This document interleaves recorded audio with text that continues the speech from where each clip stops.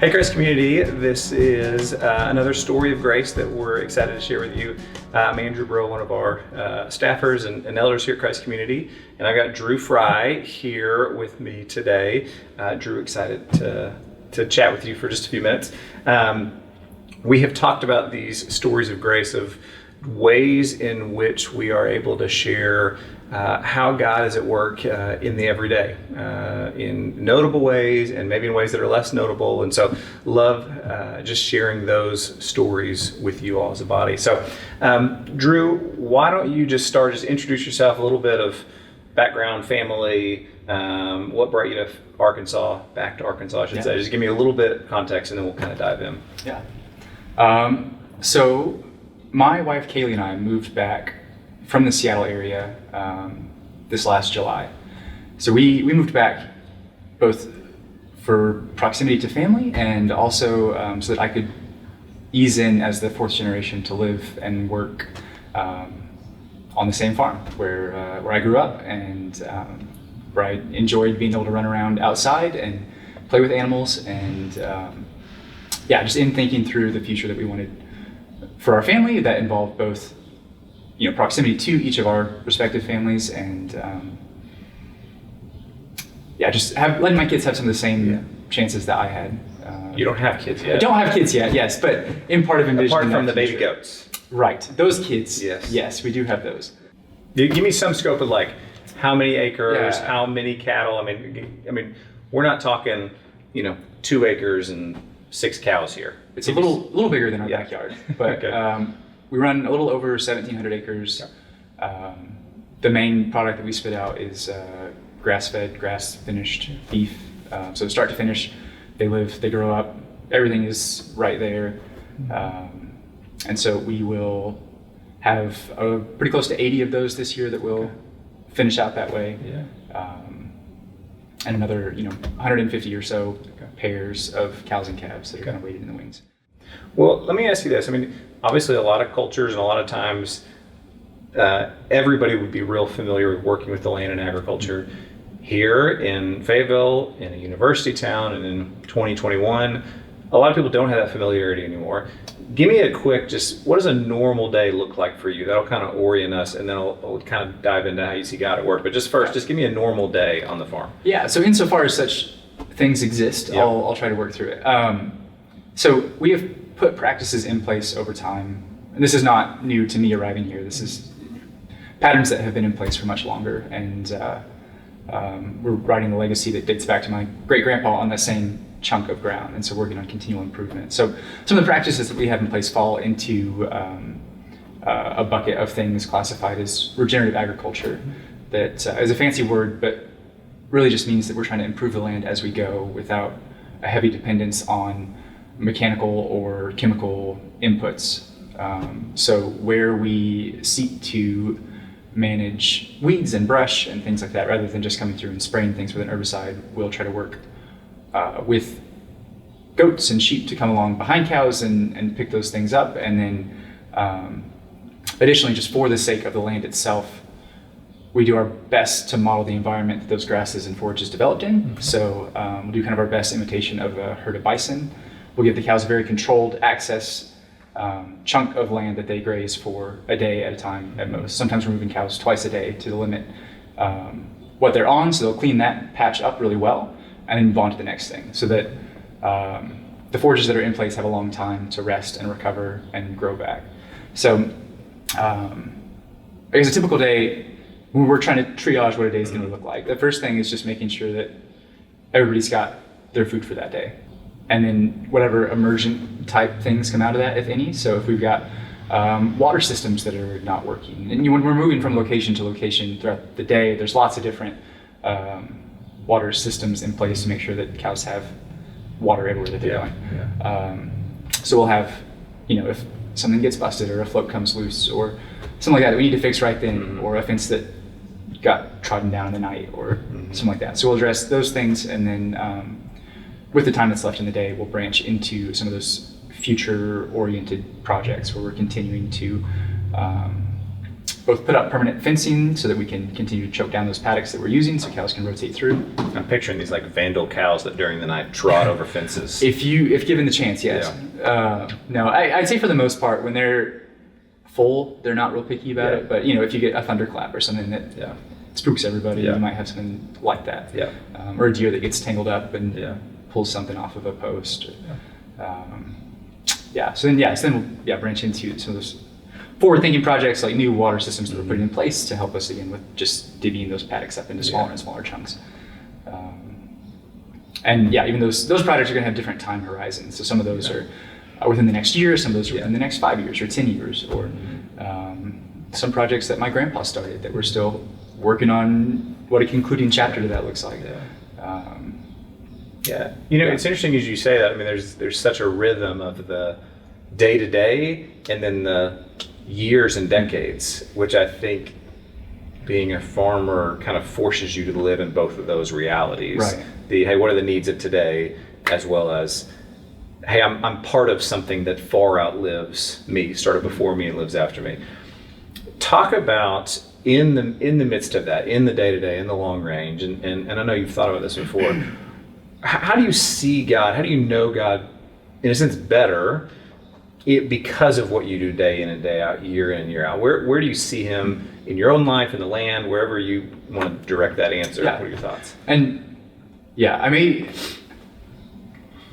zoom out and give an answer that may sound kind of rambly for a bit, but I think I'm going to go somewhere. I think I want to start with what is common to all believers in work, and maybe zoom in on the tangible bits of that I think I get to see in a fresh new way.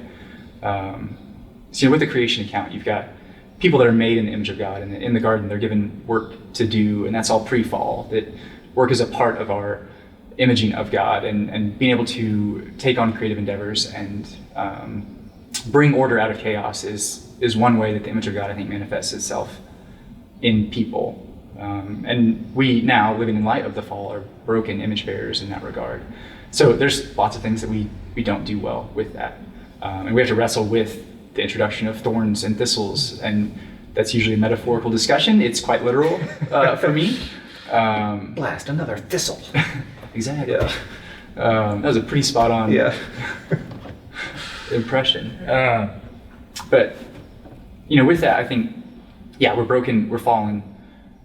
But the beauty of the hope of the resurrection of Jesus is that we can now see pointers toward an in reality where all things are made new. And it's not that we're going to be spirited away into some disembodied, ethereal, floating space in the sky, but that at the end of the Bible, it's a new city set up, a new overlap of heaven and earth in a new way where God is dwelling with his people. And we can now live into the fullness of what bearing that image of God means. And in light of the resurrection, having come into space and time and history, we now have this foretaste of what is to come, and that we are ourselves now commissioned as agents of reconciliation in the world, is the way that Paul phrases it. And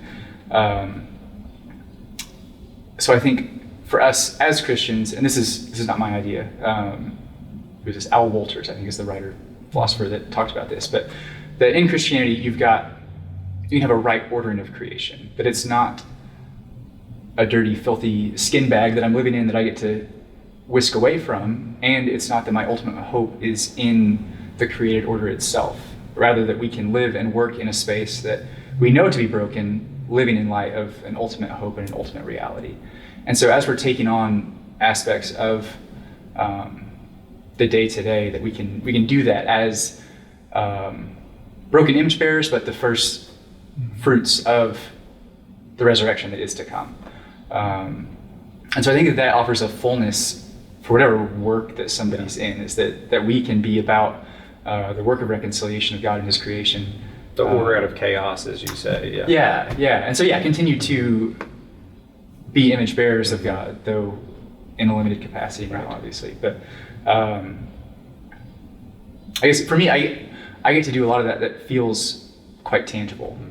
So my job before this was a lot of it was sitting at a computer working on things in a windowless room all day, where it felt much more difficult, and I had to wrestle much more with finding those tangible ways to see God at work and to see my own role as one that fit into that bigger vision that I had a longing to be a part of and knew that I was a part of. But I think now I get to experience it in a more full way that was not really there before, maybe. So spring, I think, is an easy way to think about that. And in winter, there's this dormancy where things look pretty dead. And then with the introduction of spring is just this burst of new life and things being made new in a cyclical way that we get to see this. What I see is just this foretaste of all things made new again. And so you're seeing leaves sprout up on trees and baby goats being born and running around and jumping on top of their mom. And even what you say there, it appears to be dead in winter. Yeah. That there is life there, but it's veiled, it's hidden, Right. you know. Right. Yeah, it's under the surface, and it takes that drawing out to really get to see it expressed. And so, I think looking at, 1 Corinthians 15, where Paul is talking about Jesus as the first fruits of resurrection, and a pretty lengthy discussion on resurrection as a whole. But then his summation to that chapter is about, therefore go work in the Lord, knowing that your work is not in vain. And so I think that, a right ordering of work and worship involves some amount of zooming out, or at least for me to be able to keep perspective on the day-to-day, some amount of zooming out to say, okay, God's at work in this, and I get to join him in that work and what I'm going about. And that's a very romantic way to talk about a job that involves as much poop as mine does.